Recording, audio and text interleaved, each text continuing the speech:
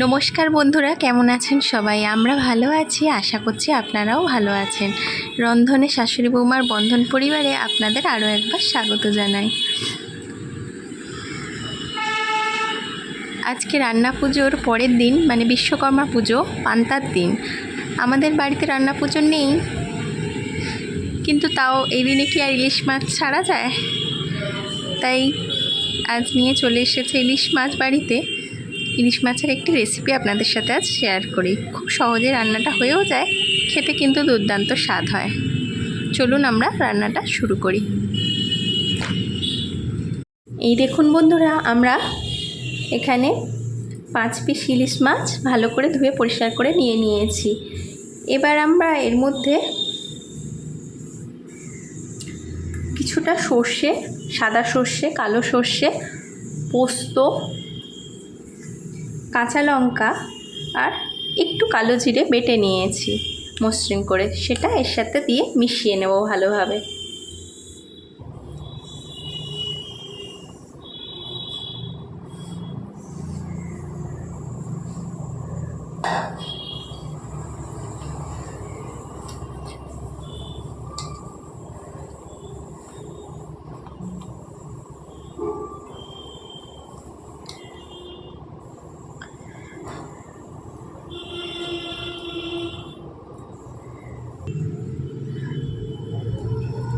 এবার দিয়ে দিচ্ছি এতে সামান্য হলুদ গুঁড়ো,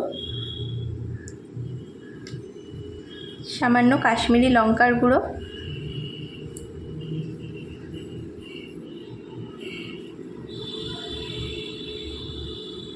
আর খুব সামান্য একটু জিরে গুঁড়ো।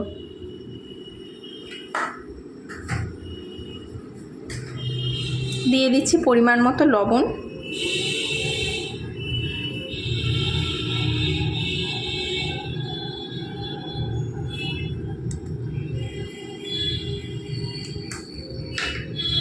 টেস্টের জন্য দেব সামান্য চিনি।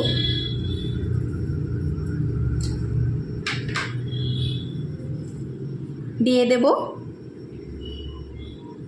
কাঁচা সর্ষের তেল।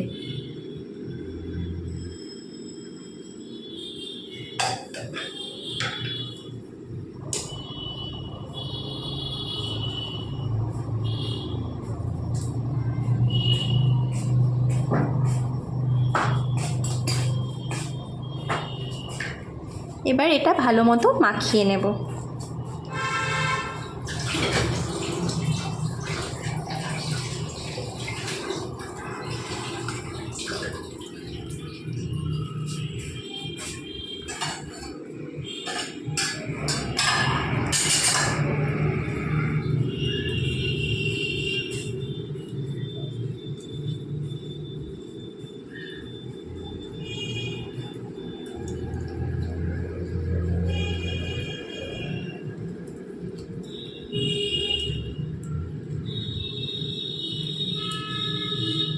এভাবে মাখিয়ে আমরা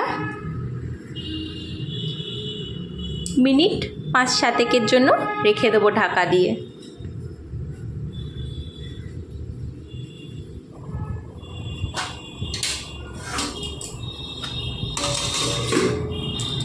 আসুন 7 মিনিট পরে আমরা আসছি।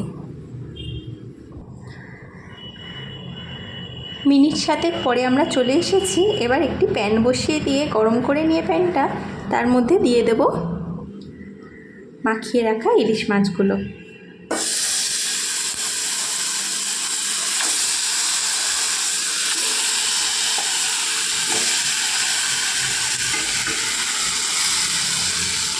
এবার উপর থেকে মাখানো মশলাটাও দিয়ে দেবো আমরা।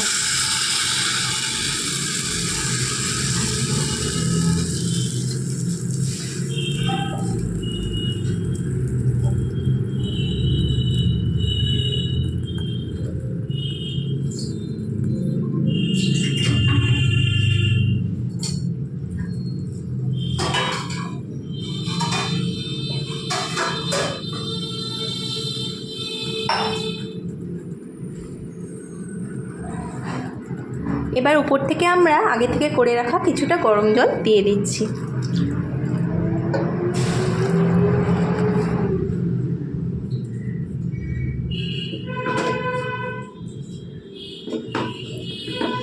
এবার এর মধ্যে দিয়ে দেব কিছুটা কালো জিরে,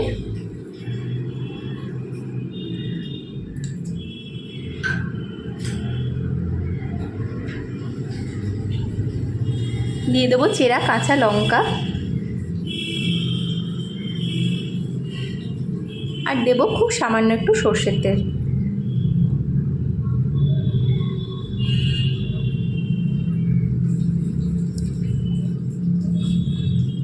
এবার আমরা ঢাকাটা দেব।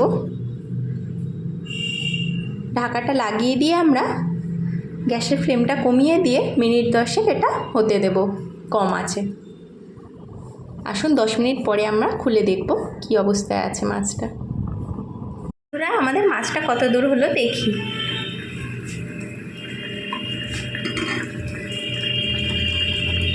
এই তো হয়েই এসেছে মনে হচ্ছে দেখে।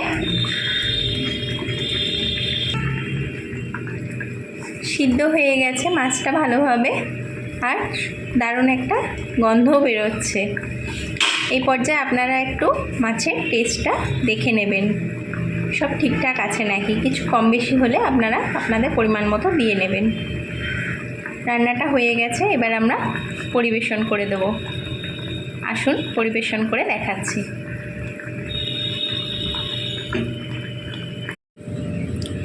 এই দেখুন বন্ধুরা, কালো জিরে সর্ষে পোস্ত বাটা দিয়ে ইলিশ সুন্দরীটা আমাদের রেডি হয়ে গেছে। আমরা পরিবেশন করে দিয়েছি। দেখুন তো কেমন হয়েছে। কালার যেমন সুন্দর হয়, খেতেও কিন্তু দুর্দান্ত টেস্ট হয়। আপনারা ভাপা তো সবাই খান, কিন্তু এইভাবে একবার কম আছে বসিয়ে দিয়ে সব কিছু মাখিয়ে রান্না করে দেখবেন, টেস্টটা কিন্তু দারুণ আসে। বিশেষ করে কালো জিরে বাটাটা পরে এর মধ্যে ওর ফ্লেভারটা খুব সুন্দর আসে। আপনারা যদি কখনো এভাবে না বানিয়ে থাকেন, একবার বাড়িতে অবশ্যই ট্রাই করবেন। আর আমাদের রান্নাটি কেমন লাগলো অবশ্যই আমাদের কমেন্ট করে জানাবেন। ভালো লাগলে একটা লাইক করবেন। রান্নার ভিডিওটি এতক্ষণ ধরে দেখার জন্য আপনাদের অসংখ্য অসংখ্য ধন্যবাদ আর অনেক অনেক ভালোবাসা। আমাদের রান্নাগুলি ভালো লেগে থাকলে আমাদের চ্যানেলটি লাইক, সাবস্ক্রাইব এবং শেয়ার করবেন। ফেসবুকে আমাদের পেজটিকেও অবশ্যই ফলো করে নেবেন। আজ তাহলে আসি, আবার দেখা হবে অন্য কোনো দিন অন্য কোনো নতুন রেসিপি নিয়ে।